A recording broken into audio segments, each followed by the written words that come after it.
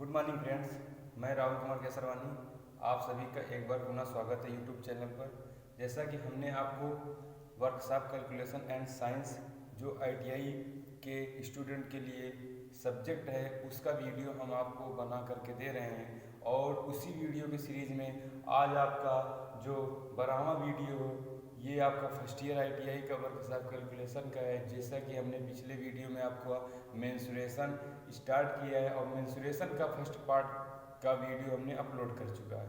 अब आपका second part है और सेकंड पार्ट क्योंकि ये आपका चैप्टर जो है बहुत थोड़ा बड़ा चैप्टर पढ़ने की वजह से इसको हमने दूसरा पार्ट इसको लेकर आना पड़ा, क्योंकि फर्स्ट पार्ट में हमने आपको ये पढ़ाया था कि मेंसुरेशन क्या होता है और मेंसुरेशन जब आपने पढ़ लिया मेंसुरेशन के बाद हमने 2D बताया, यानी 2 डायमेंशन बताया, उसके बाद 3 डायमेंशन बताया। तो 2 डायमेंशन के बारे में और 3 डायमेंशन के बारे में आपको हमने बताया था कि 2 डायमेंशन में आपकी लंबाई एंड चौड़ाई आती है, लेकिन अगर उसी चीज़ का अगर 3 डायमेंशन में होता है यानी 3D में जब ग्राफ बनता है, 3D में कोई फिगर या चित्र बनता है तो वो उसमें आपकी ऊंचाई आ जाती है, उसमें गहराई आ जाती है, तो उससे कहते हैं थ्री डी फिगर। तो उसी अभी आपका 2D में हमने आपको बताया था ट्रायंगल में हमने आपको यानी त्रिभुज के सारे टाइप्स बताया था उसका कि आपका ट्रायंगल होता कैसा है, समद्विबाहु त्रिभुज कहते होते हैं और समबाहु त्रिभुज के बारे में बताया था और विषमबाहु त्रिभुज के बारे में हमने आपको फर्स्ट पार्ट में बता चुका है। और मेंसुरेशन क्यों मतलब पढ़ा जाता है इसके बारे में भी हमने आपको बताया था। आज उसी के क्रम में आज हम आपको बताएंगे कि 2D में आपका भी आता है आयत और वर्ग और आपका वृत्त, ये बचे थे तो इसको हम आपको बताते हैं और इसके बारे में हम आपको बताएंगे। जैसा कि आपका पहला पार्ट है या आपका पहला टॉपिक इसमें का है रेक्टेंगल मतलब होता है आयत। अगर हमको आयत बनाना है तो किसी भी बंद आकृति यानी कि अगर हमको आयत का निर्माण करना है तो एक ऐसी बंद आकृति होनी चाहिए जिसकी 4 भुजाएं होनी चाहिए और वो चारों भुजाएं जो होनी चाहिए आपकी आमने सामने की भुजाएं बराबर एंड समांतर होनी चाहिए। ठीक, तो वो आमने सामने की भुजाएं बराबर होंगी और वो समांतर भी होंगी और उनके द्वारा आसन्न कोण यानी दो भुजाओं के द्वारा बना कोण जो होगा वो आपका 90 डिग्री होगा। अगर वो दोनों के बीच का कोण 90 डिग्री है तो वो आयत कहलाएंगे। अगर जैसा हमने आपके सामने ये चीज ये आपको फिगर हमने आपको बना रखा है तो ये हम रेक्टेंगल है। रेक्टेंगल मतलब हमने ये बताया कि एक ऐसी बंद आकृति हो जिसकी 4 भुजाएं होनी चाहिए और चारों भुजाएं में आमने सामने की भुजा जो होनी चाहिए वो बराबर होनी चाहिए। अगर बराबर है तभी आपका वो आपका आयत होगा। आमने सामने की भुजा ये भुजा और ये भुजा आपकी बराबर होगी और ये भुजा और ये भुजा आपकी बराबर होगी। ठीक, तो इसको हम लंबाई मान लेते हैं, इसको हम चौड़ाई मान लेते हैं। तो हमारी चौड़ाई जो है हमेशा बराबर और जो लंबाई है वो लंबाई और चौड़ाई में सबसे बड़ा कौन होता है? लंबाई। जैसा कि नाम से ही आभास हो रहा है कि लंबाई यानी कि लेंथ उसकी ज़्यादा होगी चौड़ाई की अपेक्षा, चौड़ाई छोटी होती है लंबाई की अपेक्षा। ठीक, तो अब इसमें आपका आयत हो गया और इन दोनों के बीच में किन्हीं दो रेखा के बीच में या किन्हीं दो आपकी भुजा के बीच में जो बना कोण होगा वो 90 डिग्री होगा। तो इनके बीच में जो कोण बनेगा वो 90 डिग्री होगा, इनके भी बीच में जो कोण बनेगा 90 डिग्री होगा, इनके बीच में जो कोण बनेगा वो भी 90 डिग्री, इनके बीच में जो बनेगा वो भी 90 डिग्री। तो सबके बीच में जब 90 डिग्री का कोण होगा तो उसे हम आयत कहेंगे। ठीक, और आमने सामने की भुजाएं बराबर होंगी। अगर और इसमें एक विकर्ण बनता है, विकर्ण मतलब उसे कहते हैं जब आप एक छोर से दूसरे छोर को मिलाते हो जब आप एक छोर से दूसरे छोर को मिलाएंगे तो उसे विकर्ण कहते हैं। विकर्ण आपको कभी कभी क्वेश्चन में या आप जब ऑनलाइन मतलब कि क्वेश्चन सॉल्व करते हैं, क्योंकि आपका पेपर ऑनलाइन हो चुका है, यानी वर्कशॉप कैलकुलेशन पेपर ऑनलाइन देना है, आप फर्स्ट ईयर स्टूडेंट है तो आपको ये चीज़ समझना होगा कि वहाँ पे 4 ऑप्शन दिया जाएगा तो आपसे पूछ सकता है कि इसका विकर्ण कितना होगा। अगर लंबाई चौड़ाई दे दी तो विकर्ण कितना, अगर आपको लंबाई दे दिया गया और आपको चौड़ाई दे दिएगा आप विकर्ण निकाल सकते हो। ठीक, लेकिन उसके पहले हमने यहाँ पे क्षेत्रफल लिखा है। तो क्षेत्रफल क्या होगा? क्षेत्रफल होता है कि लंबाई और चौड़ाई का गुणनफल कर दो। लंबाई और चौड़ाई का गुणनफल ही क्या होता है? आयत का क्षेत्रफल होता है। तो लंबाई हमारा a है, a हो गया, चौड़ाई हमारी b है तो b हो गई, ये चौड़ाई b है तो ये हो गया हमारा वर्ग आयत का क्षेत्रफल लंबाई गुणे चौड़ाई। या इसी को लिख भी सकते हो लंबाई गुणे चौड़ाई, लिख दी लंबाई गुणे चौड़ाई। अगर आपको विकर्ण निकालना, विकर्ण आप सिंपल से निकाल सकते, जब इनके बीच में 90 डिग्री का कोण बन रहा तो ये कौन सा कोण, ये कौन सा त्रिभुज बनेगा। अगर इसका हम नाम रख देते A B C and D, तो A D और B के कोण में या त्रिभुज ADB में, त्रिभुज ADB में देखते हैं तो हमारा D जो हमारा A है भुजा या जो हमारा A पॉइंट है वहाँ पे 90 डिग्री का कोण बन रहा है, यानी ये समकोण त्रिभुज है। तो अगर समकोण त्रिभुज होगा तो इस पर पाइथागोरस का प्रमेय लगा करके विकर्ण ज्ञात कर सकते हैं, क्योंकि AB की D और B की भुजा हमको पता करनी है तो DB को ही क्या कहते हैं, विकर्ण बोलते हैं। तो DB विकर्ण बोले तो DB बोल दे, इसका अंडर रूट लग जाएगा, इस भुजा का वर्ग और इस भुजा का वर्ग करके जोड़ देंगे तो हमारा आ जाएगा विकर्ण A square plus B square. तो आपका आयत का विकर्ण आपको पता हो गया कि आयत का विकर्ण निकलता कैसे है, ये भी आप सॉल्व कर सकते हो, चाहे इस त्रिभुज के ले लो चाहे इस त्रिभुज के लो, क्योंकि दोनों त्रिभुज समान है। अब इसके बाद परिमाप आ गया। परिमाप हम आपको पहले ही पाठ से बताते आ रहे हैं कि कोई भी आकृति या कोई भी बंद आकृति जितने चीजों से मिलकर बनी है या जितनी उसकी भुजा है, सारी भुजा को जोड़ दिया जाए वही आपका परिमाप कहलाता है। तो अगर हम सारी भुजाओं को जोड़ देते, ये भुजा ये भुजा ये भुजा, एक ये मिलेगा, एक ये होगा, दो ये हो गए, ये भी बी हो गया, ये बी हो गया। तो आप इसको चाहे ऐसे लिख सकते हो 2a और 2b, तो 2 कोष्टक के अंदर लिख सकते हो 2a प्लस b। तो ये आ गया आपका परिमाप, यानी 2a होगा और 2b, यानी कि 2 लंबाई 2 चौड़ाई को अगर जोड़ देंगे तो वो परिमाप आ गया। ये आपका आयत समझ में आया और आई होप समझ में आ गया होगा ये आयत। अब दूसरा है वर्ग, स्क्वायर। स्क्वायर मतलब उसे कहते हैं जब आप कोई ऐसी बंद आकृति हो कि जिसकी चार भुजा दी हो और चारों भुजाओं का लंबाई यानी चारों भुजाओं का जो मान हो वो बराबर हो और एक दूसरे के समांतर हो, ये इसके समांतर ये इसके समांतर है, तो चारों भुजाओं का मान भी बराबर हो और वो समांतर हो तो उसे कहते हैं वर्ग। इसका भी मान a ही होगा, इसका भी मान a ही होगा और इसका भी मान a ही होगा। ठीक, ये एज लाइक दिस ऐसे दिख रहा है कि जैसे आयत है। अगर हम आयत में लंबाई और चौड़ाई को दोनों को बराबर करते हैं तो वो एक वर्ग बन जाता है, लेकिन वर्ग आयत नहीं कहलाता, लेकिन आयत वर्ग बन सकता है। ठीक, तो अब एक इसका क्षेत्रफल निकाल दे, लंबाई और गुणे चौड़ाई होता है तो लंबाई भी a है और चौड़ाई भी a है, दोनों का जो मल्टीपल करते हैं तो आ जाएगा a स्क्वायर। इसीलिए कहा जाता है कि जो आपका वर्ग का क्षेत्रफल होता है वो आपका भुजा स्क्वायर होता है, यानी कि वर्ग का क्षेत्रफल हमेशा भुजा। दूसरा विकर्ण को अगर हल करना है, ये आपकी लंबाई और ये लंबाई आपको हमने बताया, विकर्ण भी इसी के अंडर रूट में लगा लीजिए और दोनों भुजाओं को वर्ग करके जोड़ लीजिए। पहली भुजा a स्क्वायर, दूसरी भी भुजा a स्क्वायर, क्योंकि ये स्क्वायर है तो दोनों समान है, तो ये हो जाएगा 2a स्क्वायर। a बाहर निकाल देंगे तो ये अंडर रूट 2 रहेगा और एक बाहर निकल आएगा, क्योंकि अंडर रूट में 2 अगर क्वांटिटी मल्टीपल में है तो एक बाहर निकल आता है, तो a अंडर रूट 2 हो गया वर्ग का विकर्ण। तीसरा है परिमाप। परिमाप सिंपल है, जितनी आकृति से मिलकर बना वो सारी आकृति है, सारी लंबाई को जोड़ देते हैं, चार भुजा चारों भुजा का मान समान है तो 4a हो गया हमारा वर्ग का परिमाप। आपको आई होप समझ में आ गई। इसके बाद आते हैं पैरेललोग्राम। पैरेललोग्राम एक ऐसी बंद आकृति होती है, पैरेललोग्राम उसे कहा जाता है, ये आपने हाई स्कूल में पढ़ा होगा पैरेललोग्राम, ये समांतर चतुर्भुज। समांतर चतुर्भुज जैसे नाम से लग रहा है समान अंतर का चतुर्भुज है, यानी कि इसकी जो भुजाएं होंगी वो आमने सामने जो होगी वो क्या होगी, समांतर होगी। इसकी भुजाएं जो होंगी आमने सामने समांतर होंगी और ये भुजाएं जो होती है वो चारों भुजाएं बराबर नहीं होती, ये चारों भुजाएं बराबर नहीं होती, लेकिन आमने सामने की भुजाएं समांतर कहलाती हैं, इसीलिए इसे समांतर चतुर्भुज कहते हैं। और समांतर चतुर्भुज जो होता है आपका, अगर इसकी हम लंबाई को ही माने और इसकी चौड़ाई को भी मान लेते हैं तो इसमें हम पहले इसका क्षेत्रफल ज्ञात करते हैं कि समांतर चतुर्भुज का क्षेत्रफल क्या हो।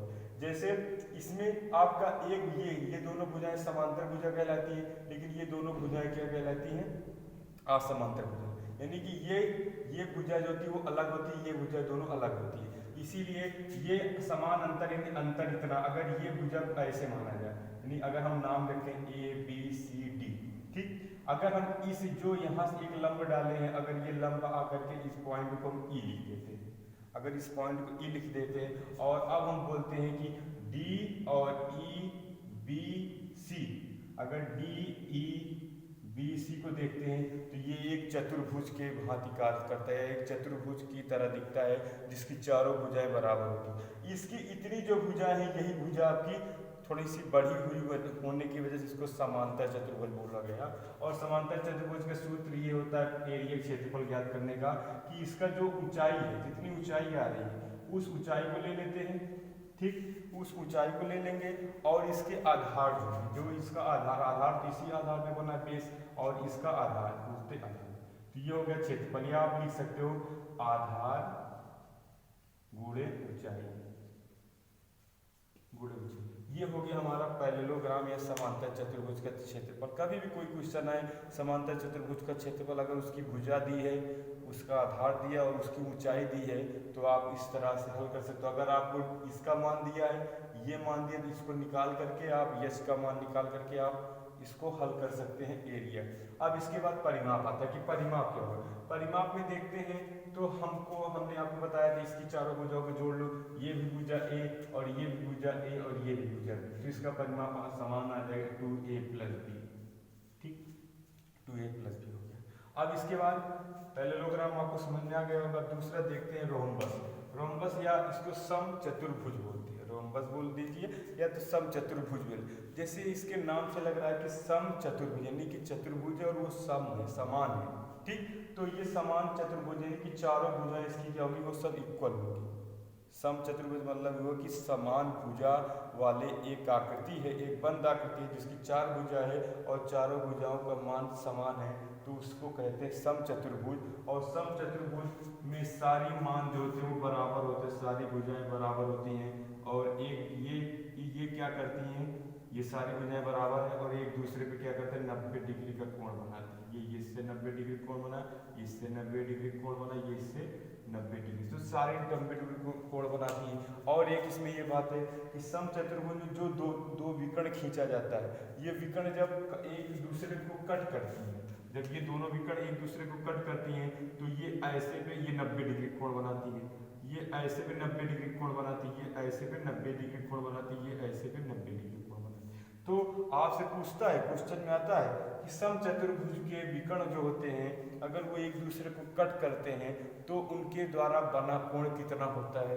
ऑप्शन में दे देगा 90 डिग्री, 180 डिग्री, 270 डिग्री दे देगा, तो आपका ऑप्शन क्या होगा 90 डिग्री। तो हमेशा याद रखिएगा समचतुर्भुज के विकर्ण द्वारा बना कोण हमेशा 90 डिग्री होता है, ठीक।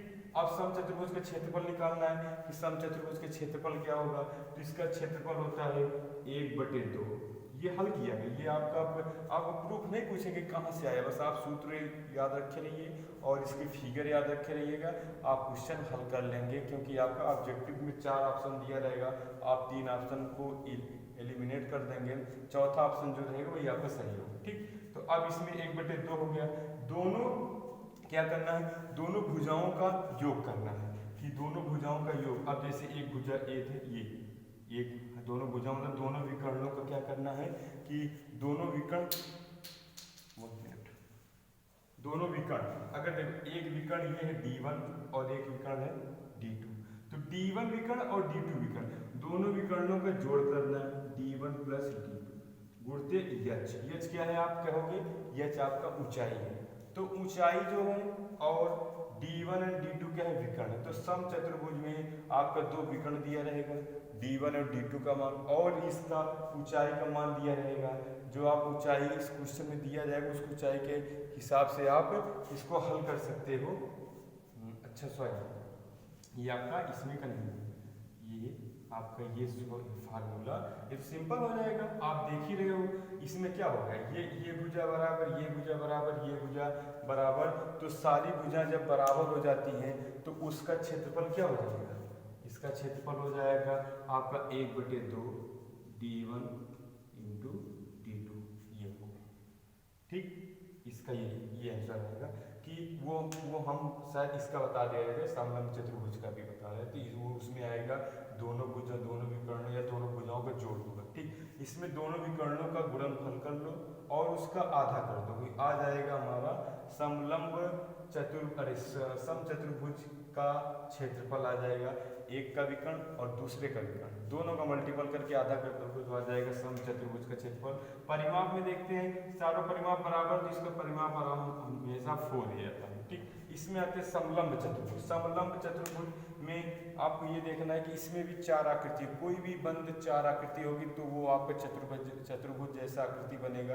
अब जरूरी है नहीं कि चारों भुजाएं बराबर हो, इसीलिए इसमें समझते हैं क्या है ट्रेपेजियम, या इसको कहते हैं समलंब चतुर्भुज। समलंब मतलब होती है कि इसकी दो भुजाएं जो होती है वो आमने सामने समांतर होती है लेकिन बराबर नहीं होती। इनकी आमने सामने की भुजाएं क्या होती है, वो समांतर होती है लेकिन बराबर नहीं होती।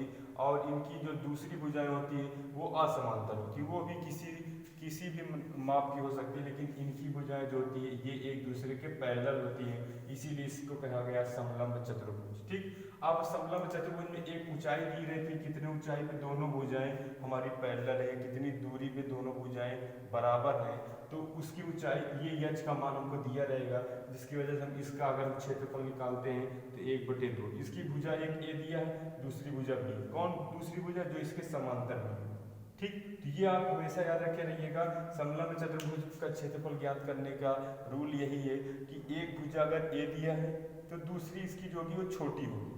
समलंब मतलब ये कि दोनों भुजाएं एक दूसरे के समांतर लेकिन अनइक्वल है, यानी बराबर नहीं है कि बराबर है दोनों। ए और बी का यही का मान है, ऊंचाई दिया है कितने दूरी पर ये दोनों एक दूसरे के समांतर है, उसका मान ऊंचाई बोला जाता है। तो ये ऊंचाई एच हो गया। अब दोनों भुजाओं को जोड़ लीजिए, ए प्लस बी।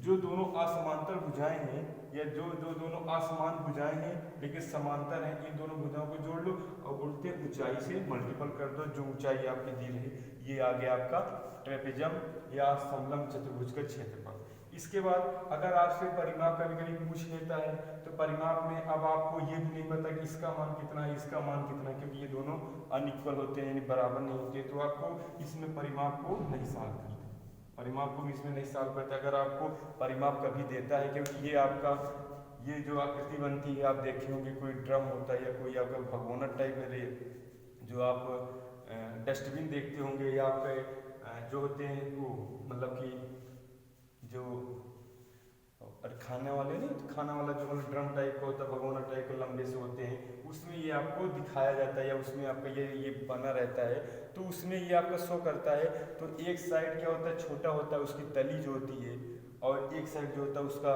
मुंह होता है या उसका ओपन वाला हिस्सा जो होता है वो चौड़ा होता है और इसका बेस जो होता है वो छोटा होता है। तो ये दोनों एक दूसरे के असमांतर हैं, ठीक, यानी एक दूसरे के असमान है और दोनों एक दूसरे के पैरेलल होते हैं। तो ये आपका ट्रेपेजम है, समलंब चतुर्भुज है और इसका क्षेत्रफल आपका 1/2 a + b गुणित h है। अब आते हैं सर्किल, यानी आखिरी पॉइंट जो है हमारा सर्किल के बारे में पढ़ते हैं। तो अभी तक आई होप आपको सारे चतुर्भुज या आपकी 4 वाली आकृति समझ में आ गई है, 4 भुजा वाली आकृति। हम आपको बताते सर्किल वैसे आप हाई स्कूल में पढ़ चुके होंगे। हाई स्कूल में आपने ये पढ़ा होगा कि कोई भी एक बिंदु ले लेते, एक बिंदु के चारों तरफ एक ऐसी रेखा खींच दें जो कि उस बिंदु से सारी बिंदुओं के बीच की जो दूरी है वो समान हो जाए। अगर हम एक बिंदु को यहाँ पे बिंदु मानते हैं और इसी बिंदु से एक ऐसा रेखा खींच दिए कि इस बिंदु से हर बिंदु के बीच की जो दूरी होगी ये जितनी दूरी आएंगी वो सब हमेशा समान होगी, तो उसे कहते हैं, उस आकृति को हम वृत्त बोल सकते हैं या उस आकृति को हम सर्किल बोल सकते हैं। सर्किल में एक बिंदु को केंद्र मान करके उसके चारों तरफ खींची गई बिंदुओं की बीच की दूरी हमेशा समान होती है, उसे वृत्त कहते हैं। और वृत्त का अगर उसी को अब जो दूरी होती है केंद्र से उसको रेडियस बोलते हैं, त्रिज्या बोलते हैं। तो वृत्त का त्रिज्या आप हाई स्कूल में पढ़े होंगे, वृत्त का त्रिज्या हमेशा आर से लिखा है, स्मॉल आर से लिखा जाता है। अगर इसके दो त्रिज्या जुड़ दिया जाए या सेंटर से जाने वाली वह रेखा जो सेंटर को पार करके जाती है वो क्या कहलाती है, वो आपका डायमीटर कहलाती है। या एक ऐसी ये त्रिज्या थी जो कि ये सेंटर से पार होकर के दूसरे साइड गई और ये डबल दूरी तय मतलब करती है, यानी कि रेडियस का डबल दूरी तय करती है, उसे कहते हैं डायमीटर या उसे कहते हैं आपका व्यास। तो डी व्यास हो गया या आपका डायमीटर हो गया, तो डायमीटर डी बराबर 2r। आपको पता ही होगा वृत्त का क्षेत्रफल होता है पाई आर स्क्वायर, तो पाई आर स्क्वायर हो गया वृत्त का क्षेत्रफल। ठीक, परिमाप में अगर देखते हैं तो इसका परिमाप होता है 2 पाई आर, 2 पाई आर, तो 2 पाई आर हो गया और परिमाप आपका हो गया। ये चीज आपने हल कर ली। आई होप आपको ये चीज समझ में आया होगा।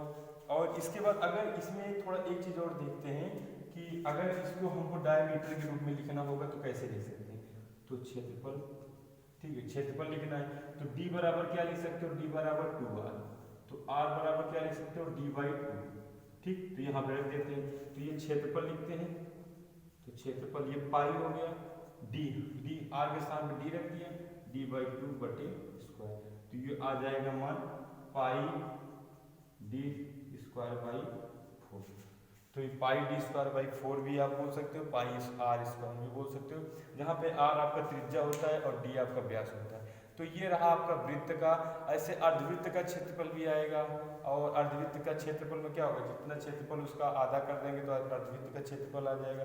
पाई आर स्क्वायर का आधा कर दो, वो अर्धवृत्त का क्षेत्रफल आ जाएगा। परिमाप निकालना होगा तो यहाँ 2 पाई आर है, वहाँ पे आ जाएगा 3 पाई आर हो जाएगा, 1 पाई आर इसमें बढ़ जाता है। ठीक, तो आई होप आपको ये चीज़ समझ में आया होगा। इसके बाद हम आपको 3D पढ़ेंगे, यानी कि जो आपका नेक्स्ट वीडियो होगा वो आपका 3 डायमेंशन का होगा, और 3 डायमेंशन में हम आपको शंकु, बेलन और छिन्नक शंकु बताएंगे।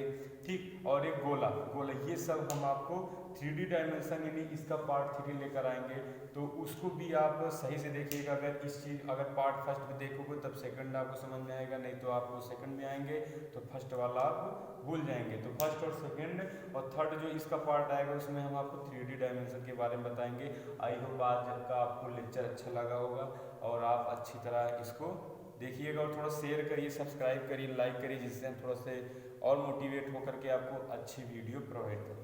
Thank you class.